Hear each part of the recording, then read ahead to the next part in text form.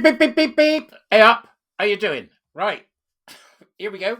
Oh, it's still Easter, isn't it? I see. It doesn't mean a damn thing to me, I'm afraid. Just gets in the way of commerce. Labour's trans school rules thrown into chaos. Makes chaos sound like a place. Where are you going to throw it? Chaos. This is extraordinary. Again, they've got a problem. What is Bridget Phillipson going to do? What they do over the next few days, I think, is going to be phenomenally interesting. They certainly haven't done much so far, with nothing from Keir Starmer as of the production of this video. You never know, he might tweet something in the next 10 minutes, but it seems highly unlikely. Labour, the teaching union, have said it is vital that the government provides clarity as quickly as possible after the Supreme Court ruling. Please do share this, subscribe. Share's the best thing. Helps me get the figures up. Comment helps me get the figures up. Join my Substack, buy me a coffee, the usual stuff, if you can help out, or come and become a warrior teacher starting in the next week or two. The government has been urged to clarify how this week's Supreme Court rules will affect single-sex schools, as ministers were accused of ducking the issue. Labour, ducking an issue? Well, gosh, the UK's highest court ruled on Wednesday that the terms woman and sex in the Equality Act refer to biological women and biological sex, i.e., no more of the trans nonsense. This means that transgender women, this means that men with a gender recognition certificate can be excluded from single-sex spaces if it is proportionate. It should be proportionate every damn time. They're men. The ruling does not directly impact pupils, since GRCs are only available to people aged 18 or over, but experts said it was likely to have consequences for school admission policies.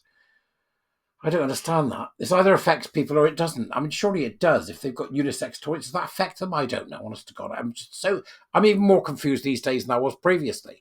Philip Wood, a specialist in education law at Brown Jacobson's, said, the ruling confirmed the laws around direct discrimination as well as indirect discriminations, which is helpful to single-sex schools.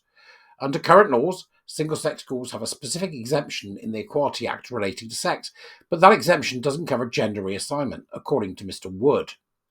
It has resulted in a grey area around whether an all-girls school, for example, will be able to turn down a teenage boy who was born a boy. He's just a teenage boy. Mr. Wood said that whilst the Supreme Court decision did not directly impact single-sex school admissions, it still meant that if a female pupil was seeking admission to a boys' school but was refused, they would be treated the same in any direct discrimination claim as a female pupil who was not trans. But if that's the case, surely the fact that they can exclude because of their sex is what's important.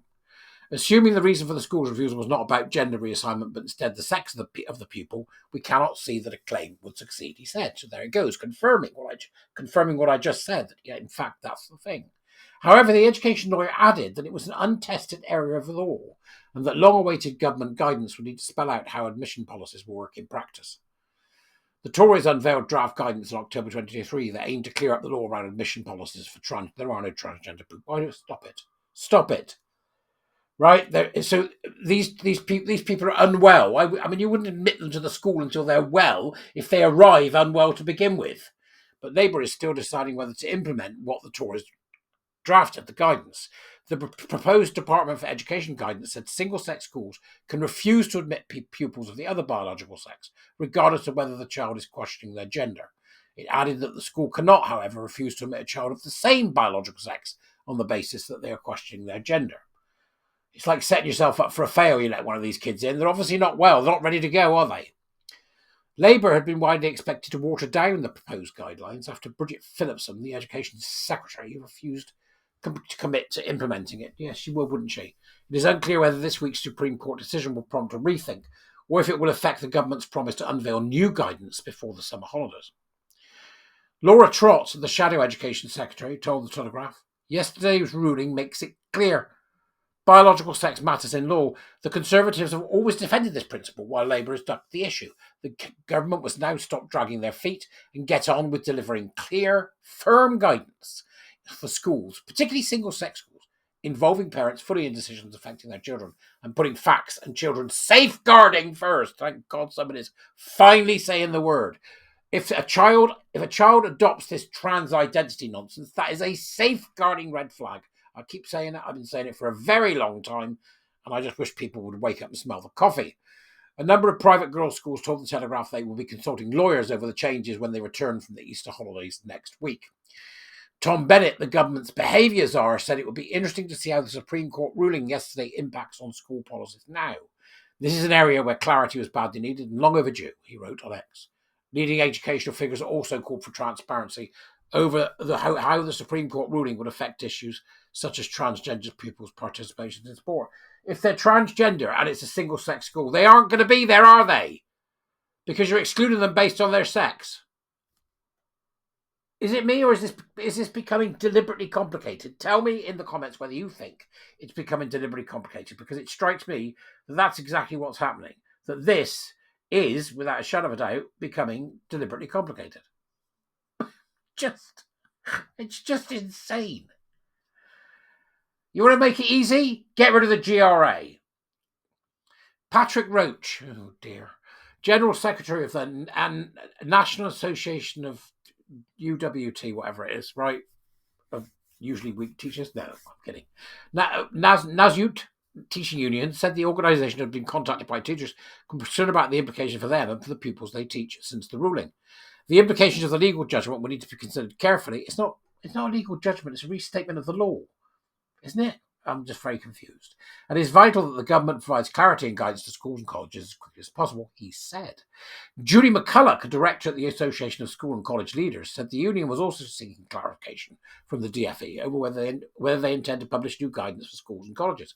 Schools are legally required to provide sex-separated toilets for pupils aged 8 or over, and suitable changing rooms and showers for those aged 11 years or over. However, their other legal obligations are unclear. As part of their proposed guidance for gender-questioning children, the previous Conservative government also called for a ban on pupils being taught about gender identity in schools.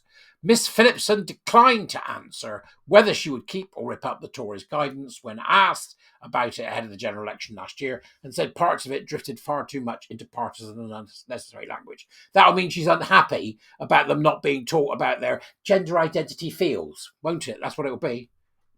This is the most horrifying government I've ever known. A government spokesman said, could be the guy that makes the tea, this ruling brings clarity and confidence to women and service providers such as hospitals, refuges and sports clubs. It is vital that we ensure young people, no matter their background, can access the opportunities to thrive. That's why schools are required to comply with their safeguarding duties and make arrangements which protect the privacy, dignity and safety of all pupils. What does that even mean? What does that even mean? If they were taking care of their safeguarding duties, there would be no trans pupils. Trans pupils. I don't get it, but that's just me.